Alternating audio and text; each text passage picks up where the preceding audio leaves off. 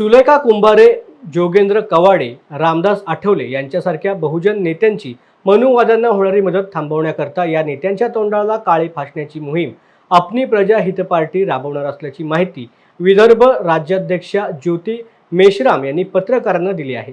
बहुजन समाजामधील काही नेते भाजपसारख्या मनुवादी विचारसरणीच्या लोकांचे समर्थन करून बहुजन समाजामधील लोकांना भ्रमित करतायत। त्यामुळे त्यांना आपला नेता निवडणं अवघड जातंय। त्यामुळे आता आपली प्रजा हित पार्टी अशा नेत्यांना जाब विचारून त्यांच्या तोंडाला काळे फासणार आहे असं मत त्यांनी व्यक्त केलं। बहुजन नेत्यांची आम्ही जे बहुजन नेते अशा पद्धतीने मनुवादी लोकांना सपोर्ट करत असतील, आम्ही त्यांच्या तोंडाला काळे लावण्याची मोहीम सुरू केली। ही मोहीम केव्हापासून सुरू करणार आहात? आजपासूनच जेव्हा आम्ही इथं आलेलो आहोत, आजपासूनच आम्ही नागपूरपासून सुरू करणार आहोत।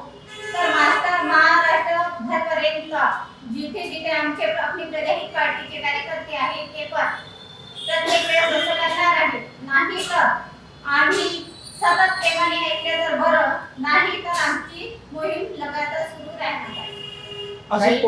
काही टार्गेट केले आहे का तुम्ही नेत्यांना की कोणाकोणाला काळं फासणार असं? हो, सुलेखाताई कुंभारे, जोगेंद्र कवाडे, रामदास आठवले यांना आम्ही टार्गेट केले आहे।